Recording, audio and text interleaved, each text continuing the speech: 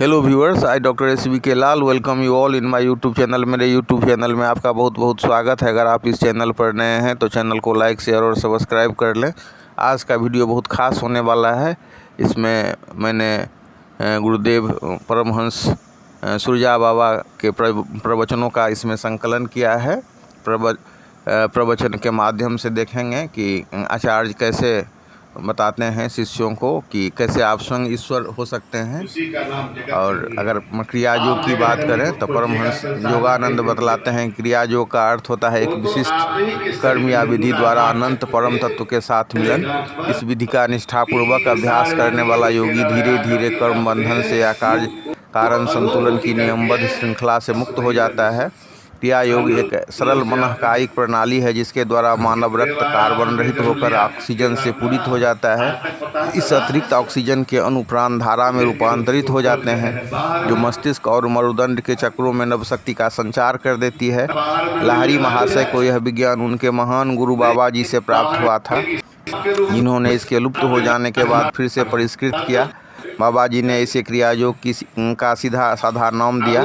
श्री युक्तेश्वर जी कहते हैं कि क्रिया योग एक ऐसा साधन है जिसके द्वारा मानवीय क्रम विकास की गति बढ़ाई जा सकती है। तो आइए सुनिए परमहंस सुरजा बाबा के श्री मुख से। तो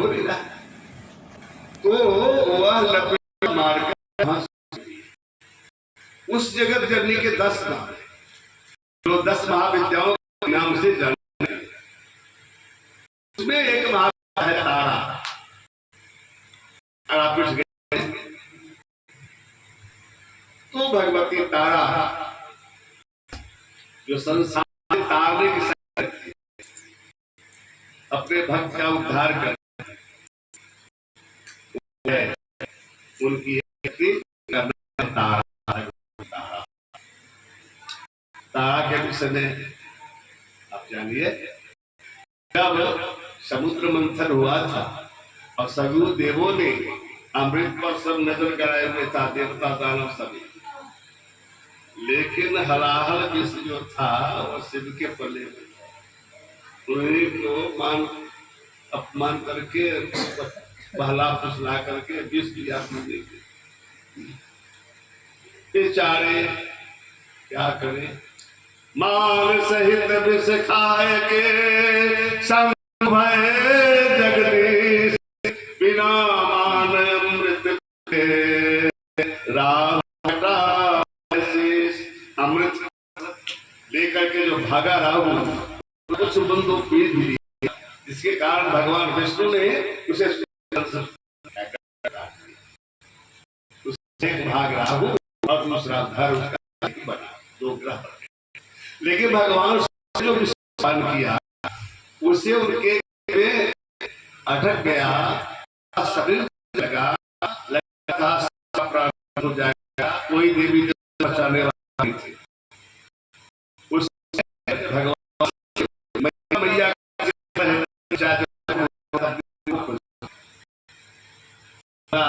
वो आदि उस से को भी कोई क्या होती है क्या, जब मैया करके आने लगे रक्षा के लिए, भगवती तारा मैया के रूप में छोटा बालक बनाकर अपने गोद में ले लिया, अपने स्तन का पान कराया। उसी मैया के दूध से उनका विष हरा अमृत बन गया। इसलिए तारा की मां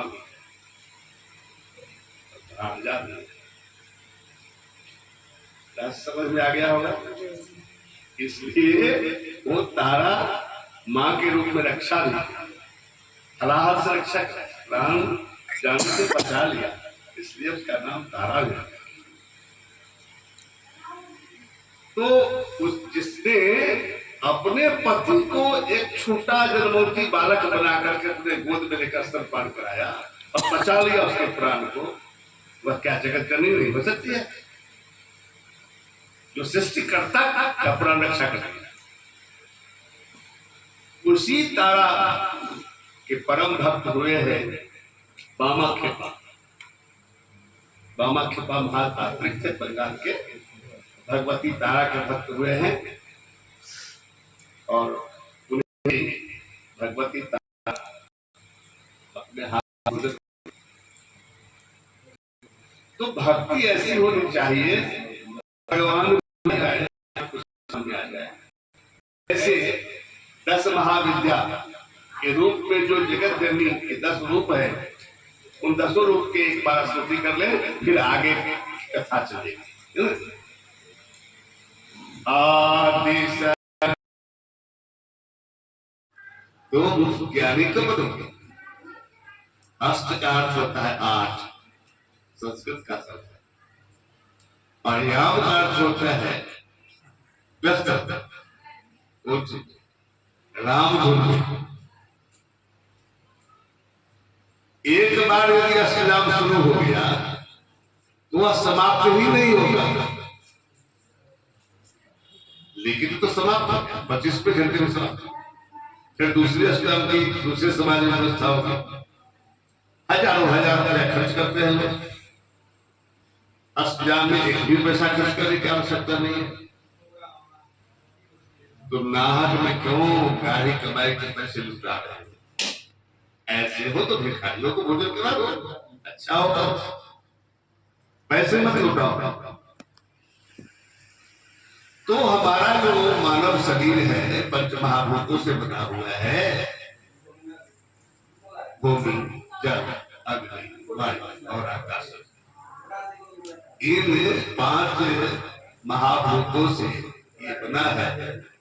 मन, बुद्धि, विवेक, चित्त और चित्त की 4 वृत्तियां, ये सभी मिलकर स्थूल और सूक्ष्म नाम के 2 शरीर बने। इसके अलावा एक और शरीर है कारण, जिसमें मन, बुद्धि और संपूर्ण इंद्रियां और आत्मा कार्य करती है, जो बीज शरीर है। इसी को अक्षर ब्रह्म शरीर भी कहते हैं। इसी का जन्म और मरण होता है। परमात्मा का न जन्म होता है न मरण। परमात्मा कोई व्यक्ति नहीं है। हमारे समाज में चाहे जो भी युग हो, शिवाय, दुर्गा, काली, 10 महाविद्या, राम आए, कृष्ण आए, श्याम आए, राधे भी आए, न जाने कितने महापुरुष आए चले। उन्होंने अपने समय में कुछ संदेशा दिया। अब उसी संदेशा को हम कीर्तन रूप में गाना शुरू कर दिया। वह तो सूत्र दिया, इस सूत्र पर चलोगे तो तुम्हारा भी कल्याण होगा। लेकिन तुम उसको संकीर्तन करना शुरू कर दिया, गीत गाना शुरू कर दिया, तुम उसका छोड़ी प्रचार करना शुरू कर दिया। नहीं, प्रचार तो मानव कल्याण के, जीव कल्याण का होना चाहिए। प्रचार ही उल्टा होगा। यदि किसी के परिवार में किसी व्यक्ति को ब्रह्म राक्षस यदि पकड़ ले, उस ब्रह्म राक्षस को भगाने के लिए न तुम्हारा राम आएगा, न कृष्ण आएगा, न शिव आएगा, न दुर्गा आएगा, न काली आएगी, बचाएगा। अनौर किसी तांत्रिक से छिप होने वाला, तब तुम्हारी रक्षा कौन करेगा? सोचा कब? तुम्हारे सारे पुरुषार्थ वहां पर चकनाचूर हो जाते। और ब्रह्म राक्षस तार कर कहेगा, मुझे कोई नहीं हरा सकता, कोई नहीं निकाल सकता, मुझे कोई नहीं भगा सकता। लगा ले ताकत, लगा लो अपना पुरुषार्थ, बजा ले अपने रिश्ते को, अपना कुल देवी को देवता को बजा लो, बुलाओ और तुम्हारे रक्षा करना है। उस समय में जो रक्षा करे वही भगवान।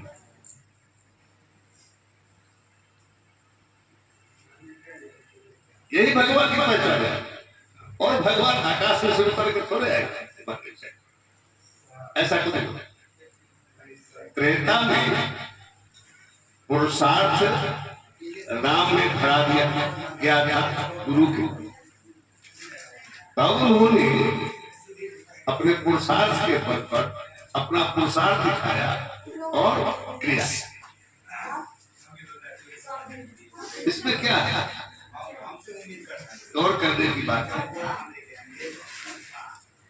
राम वनगमन, सीता हरण, दशरथ मरण, रावण दहन,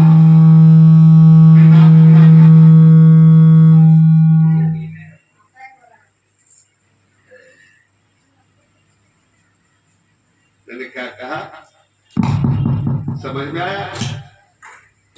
राम वन गमन,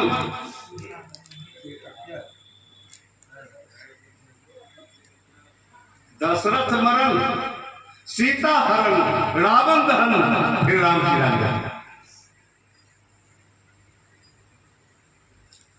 तो ना राम वन गमन हो रहा है, न दशरथ मर रहा है, न सीता का हरण, सीता को खोज करने वाला कोई है, न रावण का दहन हो रहा है, तो फिर राम को राजगद्दी कैसे? एक राम तो थे जो त्रेता में आकर के कुर्सा दिखाकर चले गए। परमात्मा नहीं जाते, परमात्मा तो रहते हैं। क्योंकि गोस्वामी जी ने रामचरितमानस में लिखा, ईश्वर अंश जीव अविनाशी चेतन अमर सहज। जो ब्रह्म है वही जीव है, दोनों में कोई अंतर नहीं। ब्रह्म भी अविनाशी, जीव भी अविनाशी। अंतर इतना ही है कि जीव को बार बार जन्म लेना पड़ता है, उस ब्रह्म को, परमात्मा को जन्म नहीं लेना पड़ता। वह भी अविनाशी, लेकिन उसका जन्म मरण नहीं होता। तो जिसने जन्म लिया, जो पैदा लिया, उसको मरना भी नहीं, वह परमात्मा हो ही नहीं सकता। तो फिर हम परमात्मा क्यों कहते हैं? इसलिए कहते हैं कि परमात्मा का जो परम तत्व है वो उसमें निहित हो जाता है। अविनाशी शरीर चला गया, लेकिन परमात्मा तत्व तो रह गया, इसी ब्रह्मांड में रह गया। तो परमात्मा के निर्माण में क्या है जो ब्रह्मांड के निर्माण में निहित है? वह है, जनरेटर कंटिन्यू बोलो ना। यद ब्रह्मांडे तत्पिंडे, जिन जिन तत्वों से ब्रह्मांडों की रचना हुई है, उन्हीं तत्वों से करना चाहता है। इस प्रकार का उल्टा सीधा त्रिभुज बना के, गोल वृत्त बना करके पूजा करे, उसी में गुरु पूजा होगी, उसी में सारी शक्तियां है। उसको कुछ करने की जरूरत नहीं, एक बिंदी खाली पिंड पर लगा दे, उसी बिंदी का ध्यान, वही बिंदी तेरे गुरु हो गए। ठीक है, अब जैसे कर रहा है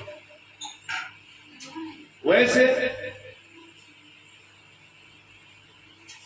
क्रिया योग में, अन्य क्रिया योगियों ने जैसे जैसे आगे बढ़े, मन ग्रहण कुछ क्रिया योग बना दिया। हम वो क्रिया योग कभी न बताए न बताएंगे, झूठा उल्टा पुल्टा जो है हमने किसी को बताया है, न बताने का प्रयास है ना। मैं यही कहता हूं कि तुम क्रिया योग, ये जो है इंटरनल साइंस, ये अंदर का विज्ञान है।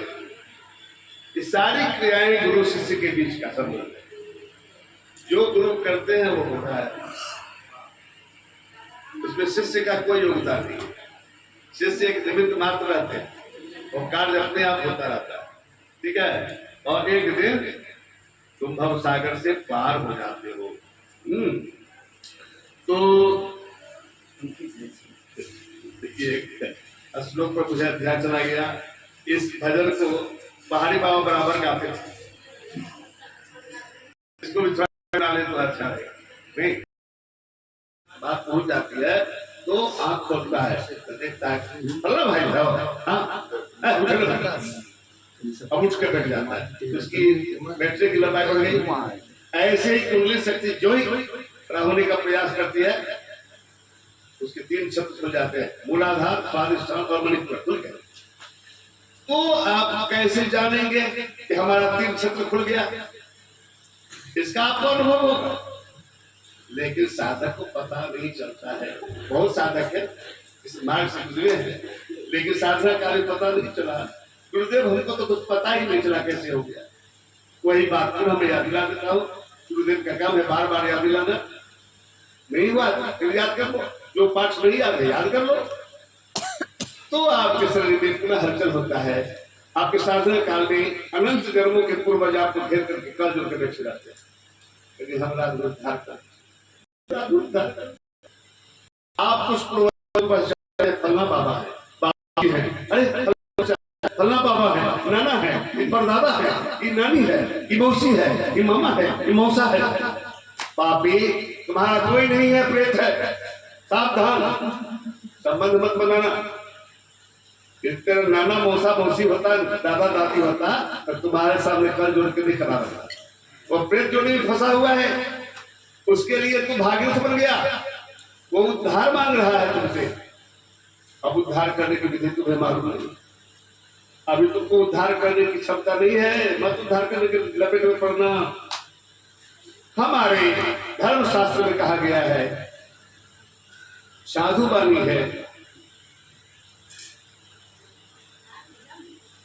कि दया बिन संत कसाई, दया बिन संत कसाई, दया यदि संत की है तो कसाई के समान मानेगा। अब फिर आगे कहा गया है, दया करी तो आफत आई, दया करी तो आफत आई। सावधान, अभी दया करने का समझ नहीं है, आप सावधान रहिए, आप दृष्टा भाव से देखिए और आगे बढ़िए, अपनी साधना में लगे रहिए। किसी पर दया किए कि गए काम से आपकी साधना को चौपट कर देगा। कोई संबंध मत बनाइए उससे, आपके साधना को भंग करने के लिए आया, आपकी शक्ति को चुराने के लिए नष्ट भ्रष्ट किया होगा। मत दया दिखाइए किसी पर, आगे बढ़ो, आगे बढ़ो। वह प्रेत लोग, पितर लोग, तुम्हारे शरीर का दूसरा चक्र प्रेत लोग है, ठीक है। हमारे पृथ्वी से 32 किलोमीटर की ऊंचाई पर उसके आगे प्रेत लोक है, ब्रह्मांड में भी, और हमारे शरीर में प्रेत लोक है। हम रात दिन में कभी कभी शब्द देखते हैं प्रेत का, कहाँ से आता है? प्रेत लोक से आता है, नहीं, तुम्हारे शरीर में ही है, स्वाधिष्ठान में वही वर्त रहता है, घबरा नहीं होती। फिर जब तीसरे चक्र में पहुंचते हो, तीसरा मणिपूरक जो है वह स्वर्ग लोक, वह स्वर्ग लोक की साधना शुरू होगी तो तुम्हें इंद्र का दर्शन होगा, कुबेर का दर्शन होगा, फिर धर्मों के दर्शन होंगे, नागों के दर्शन होंगे, है ना, ऋषि कुमारों के दर्शन होंगे, सप्त ऋषियों के दर्शन होंगे। स्वर्ग में जितने हैं सभी ऋषि मुनि, वाह कमाल है, यहाँ से मन लगना शुरू हो जाएगा, ठीक है। वहीं पर एक उसके नीचे एक ग्रंथि है, उसका नाम है रुद्र ग्रंथि। वहां प्रकृति और पुरुष के का विच्छेद हो जाता है, ग्रंथि टूटने के साथ ही प्रकृति अलग और पुरुष तक अलग हो जाते हैं, लेकिन साधक को पता नहीं चलता है। उसके आगे हृदय ग्रंथि के पास, हृदय के पास अनाहत चक्र है, हृदय ग्रंथि के पास एक ग्रंथि है, उसका नाम है विष्णु ग्रंथि। इस विष्णु ग्रंथि की खुलने में समय लगता है, घबराने की जरूरत नहीं है, ये सब गुरु कृपा से खुलती है। जब यह ग्रंथि खुलती है तो खुलने के साथ ही भगवान विष्णु क्षीर सागर लक्ष्मी आदि का दर्शन देखो कि भगवान विष्णु क्षीर सागर में है, नाग की सैया पर लेटे हुए हैं, लक्ष्मी जी पाँव दबा। इस पाँव दबाने का भी एक रहस्य है, जो रहस्य लोग धीरे धीरे भूल गए। विष्णु की भार्या है लक्ष्मी, पाँव क्यों दबाती? क्योंकि पुरुष का जो पाँव होता है वह घुटना से नीचे, इसमें दरिद्रता का वास होता है, यानी पूर्वजों का वास है। और लक्ष्मी के हाथ में जो लक्ष्मी जी जो है, यानी नारी शक्ति जो है, यानी पत्नी जो है उसके हाथ में क्या है? लक्ष्मी का वास है, धन का है, कुबेर की शक्ति उसके पास। जब पत्नी पति का पांव दबाती है धन की बारिश होती है। तुम्हारा पैर दबाइए, हमारा अपने तरफ नतीजा हो जाता है कि परिवार की प्रगति में स्वयं बात बच जाता है। अरे बाबले, तुम क्रिया को करके देखो ना, तो तू अपनी पत्नी को दुत्कार के भगा देते हो, या पत्नी स्वयं भाग जाती है, कहती है अपना देह में दर्द हो रहा है, नहीं दबाती ही नहीं है, इसके धन के लिए लाए लाए कर रहा है ना। ऐसा यदि करे तो धन की बारिश। तो यह दर्शन होता है आपके हृदय चक्र, नाहक चक्र पर साधना करते हैं। पांचवा चक्र शुद्धि चक्र, यहाँ पर सरस्वती का निवास है, ठीक है, यानी ब्रह्म तत्व। और दोनों भोग के बीच में एक ग्रंथि है, ब्रह्म ग्रंथि। कौन सी ग्रंथि है? ब्रह्म ग्रंथि। इस ब्रह्म ग्रंथि के खुलने से पहले साधक को एक संकेत आता है, ऐसा संकेत आता है, साधना की ऐसा संकेत मिलता है। इसका माने है कि आत्मा एक है, आगे ऊपर है, ऊपर रोक भी कहते हैं कि हम परमात्मा नहीं है, आगे रोक आगे ग्रंथि को इशारा इस इशारे को है और वहां पहुंचे